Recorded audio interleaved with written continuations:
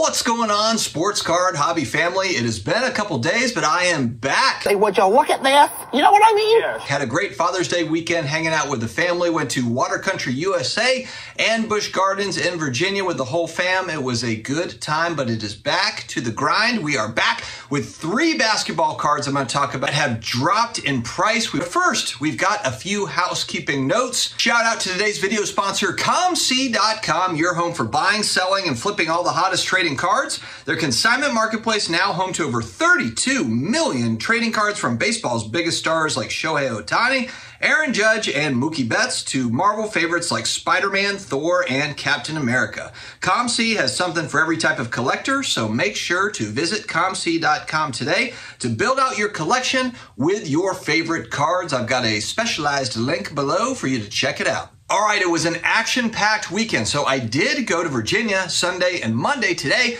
with the fam. Friday night, went over to Atlanta to hang out with Jeff Wilson. We filmed the It's Jeff Wilson show. I'm excited that'll come out this coming week, I believe. Good talk with Jeff. I've met him before, but this is the most I've ever hung out with him. Had an awesome time, went to a Braves game. I think I was the lucky charm for the Braves because they absolutely smoked the Rockies. It was like 7 or 8 to 1, but it was very, very cool to hang out with Jeff and to get to know him a little bit more. Entrepreneur.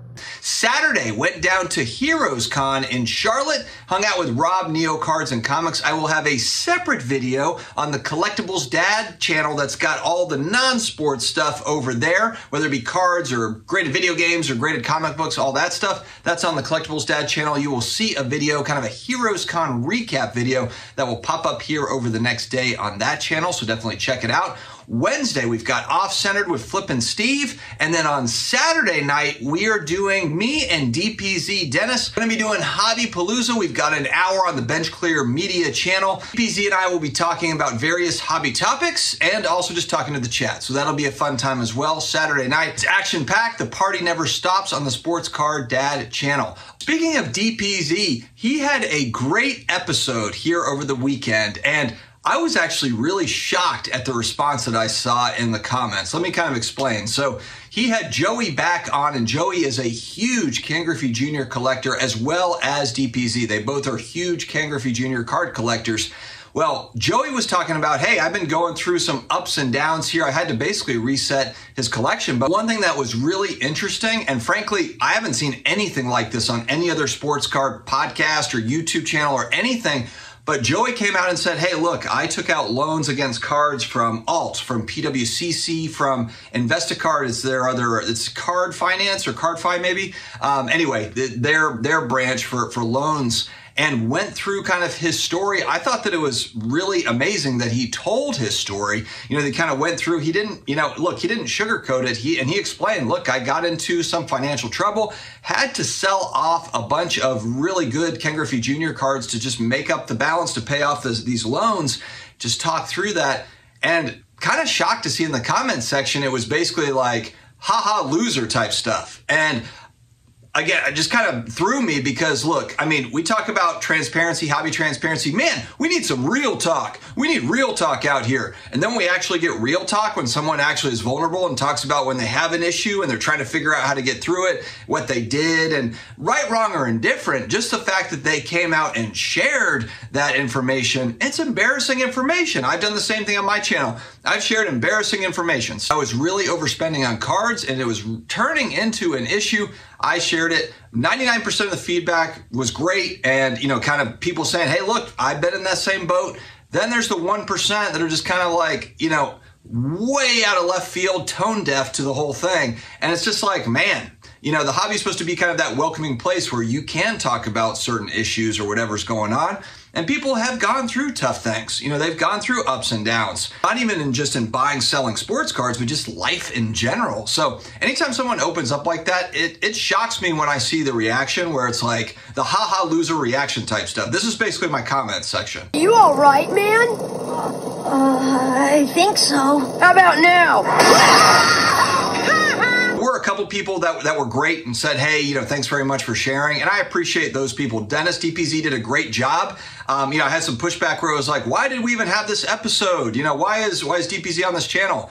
DPZ killed it. He did amazingly well. He's my guy. I'm going to back him up. I thought the episode was fantastic. I mean, again, you don't get these types of stories. You do not get other people talking about these kind of the embarrassing times like this very often. And I thought that it was really good, and it kind of helped kind of get the thinking behind why did he take out the loan. So if you haven't already, I'll put a link in the video description. Check that one out, because just interesting. And Joey, look, got himself into a bind, got himself out of the bind, and that's the main thing. But it was not easy, and so good for him for breaking it down and sharing it with us. All right, and we're going to talk about 3 basketball cards. We've got ultra modern, but we've also got vintage mixed in here. 2019 Prism Silver Tyler Hero in a PSA 10. Man, what a tough end to the Heat season, and then Hero didn't even play.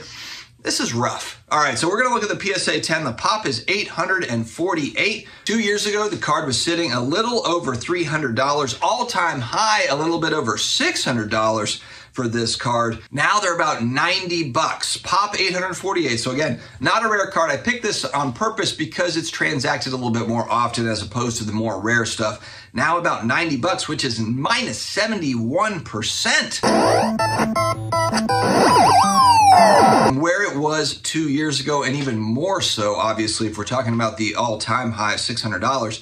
Now, there's not a 5-year look back on this because the card isn't 5 years old. They started selling in April of 2020, March, April of 2020 for around $180, $200. Still, even if we go back to when these first graded copies of PSA 10 first came out, still about half the price now as it was in April of 2020, March, April of 2020. We're starting to pick up steam with the pandemic. All right, let's go to 86 Fleer. Great set. 86 Fleer Charles Barkley rookie card, PSA 9. Pop almost $2,000, $1,932. 2 years ago, $922 sale, about $900 card. Now about $700, $690. So about a 25% decrease, negative 25%. The all-time high in this card, $1,500, $1,499. 5-year look back, $228. So hey, if you got this thing 5 years ago, you're still almost triple what you paid 5 years ago. And guys, this is my issue right here. This is where I struggle when you talk about prices have come down so far, but man, it just exemplifies how far they rose. You know, we talk about like, man, card prices have come down so far. Well, it's all relative, really. I mean, when you look at that 5-year look back to 2018, these cards were still 300% less than where they are now after falling. I mean, like, it's wild. So that's where I really struggle. This is an example of a card that I really like, that I would like to own in my collection. I've got a PSA 8 Barkley. I'd love to upgrade that to a PSA 9 Barkley rookie. Again, when I see these numbers, when I see that 5-year look back, it's like, man, I'm not in any sort of a hurry at this point. All right, lastly, we're going to go back in time a little bit. Vintage basketball. These are tricky, of course, because beauty is in the eye of the beholder, so sales prices can be all over the place. So take this with a grain of salt. We'll give it a shot, but again, you know, we're looking at a PSA 4 for 61 Fleer Wilt Chamberlain rookie card, an all-time great basketball card in the hobby. 2 years ago, there was a sale at about $5,200. Now you got a sale at around $3,200, negative 37%. Judge. The all-time high on this card in a 4, $12,000. Whew. And the 5-year look back, $950 to $1,000. So again, 5 years ago, you're still 300% higher now than you were. So like I just said, guys, it's just all about how much further do we have to go, if any. Now look, maybe this is the new floor. I think, you know, everyone's been kind of thinking like, when are we going to stabilize? Where's the new floor, if that's even a thing?